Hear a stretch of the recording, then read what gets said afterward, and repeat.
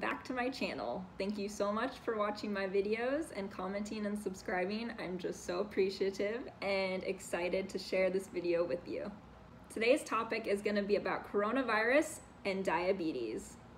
I personally have type 1, but this can be for both type 1 and type 2. So I was diagnosed with type 1 diabetes in 2012 after my pancreas gave out after getting bit by a tick.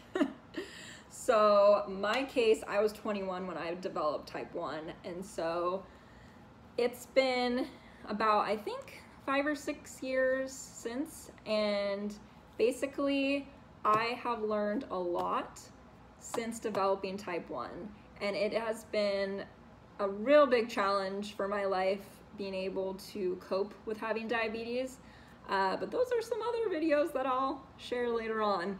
But for today, it's going to be all about coronavirus and diabetes and how it affected my blood sugar and my symptoms, because boy, did it affect my blood sugar. So the week that coronavirus entered into my body, and by the end of that week, I started manifesting symptoms, so I know it was already in my body that week. I had blood sugars of like 300, and so this is very abnormal for me because I'm vegan, gluten-free, sugar-free. If I eat any sugar, it's like natural, or if it's like cacao nibs, but otherwise I don't eat sugar. So my diet is super strict, and usually I'm more low blood sugar than I am high. Like honestly, a 170 is high for me. So I was experiencing 300s that first week, and that's when I was like, maybe it's stress. Maybe it's because I'm working in a pandemic for the first time. Maybe it's just the stress. No, it was corona. So I was active for about like 70 days because I was tested. From the time I tested positive to the time I tested negative, it was 61 days of active infection. But the week and a half before, so like 70-ish days, I had it in my system. And so during that entire 70+ day span, I did not have one hypoglycemia. Not one. And that is crazy. I had only high blood sugars. I did though towards like the last 2 weeks before I tested negative. It did start going down and normalizing to like mid 100s. And then finally after I tested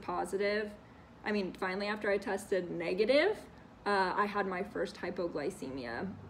I was like, oh my God. Yay.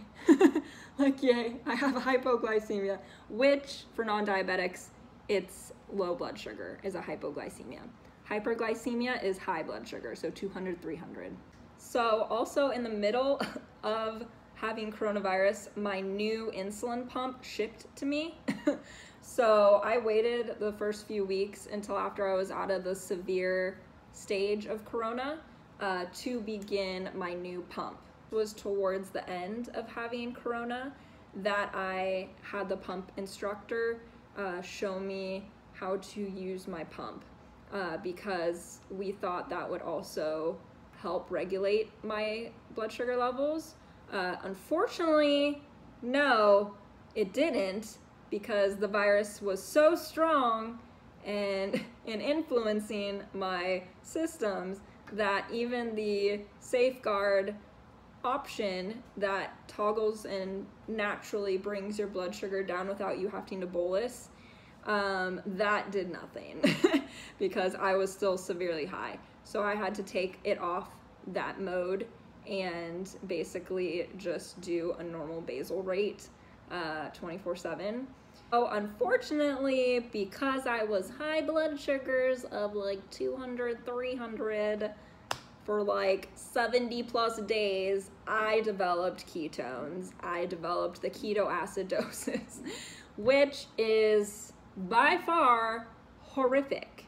And it was that added hell. That added the hellish aspect of having COVID is having the ketones and the ketoacidosis. And that was towards middle end of it. When I went in the hospital, I had it. And then they sent me home while I had the ketoacidosis. Anyways, so I had the ketones. I was measuring it daily. I was measuring ketones daily. I was taking my blood sugars constantly. I have a CGM, so it monitors my blood sugars constantly. I was just on top of it. So my basal rate normally per day is like 14 units of insulin, and that's pretty low for a diabetic.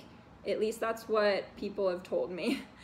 But while I was having coronavirus, I went from 14 units a day to like 27 to 30 units of basal humalog insulin a day. That's how much corrective insulin I was using just so I could get food in. It was so bizarre. And it wasn't like I was like shoving sugar or shoving like bad foods. It was literally the sickness causing my blood sugar levels to go so outrageously high that nothing, even insulin, was working. It was like I was insulin resistant. So I really truly believe being a diabetic and having coronavirus, prepare for insulin resistance. Even though your insulin is fine and your pump is fine, it's like your body just goes in insulin resistance mode, and it's horrible and it feels horrible. But you can overcome it. Just stay on top of it. And that's what I did. I was constantly texting my diabetes instructor, and she was alerting my endocrinologist as well during the time I had coronavirus. And so they were also measuring it through CareLink when my sugars and my levels would transfer from this onto the, I think her reading chart that she had it connected. So that was great. But basically, yeah, corona affects diabetes in a negative way. Like, it makes you insulin resistant. It makes you have the hypoglycemia symptoms. It makes you have the ketones, the ketoacidosis symptoms. It really just throws you for a loop and then throws you again. Like, I went through so much insulin that I had to have the pharmacist call my insurance company and be like, you have to allow a refill of my insulin before the month time is up, because you can only get the prescription once a month, and you have to like wait a certain amount of time before you can get more insulin. But literally I was running out because I was going up to like 30 units a day plus the food boluses. So that doesn't even include the food boluses. That just includes the actual like basal rate bolus, which is crazy. It's crazy. Luckily, thank God, I'm back to normal now. So my advice to diabetics who are more fearful about contracting COVID, all you need to do to prepare is just have extra insulin on board in your fridge, as well as ketone strips, because you will go through both like candy. It's crazy.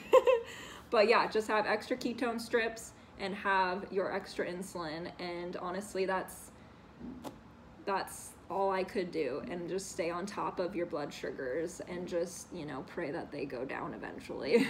And they do eventually.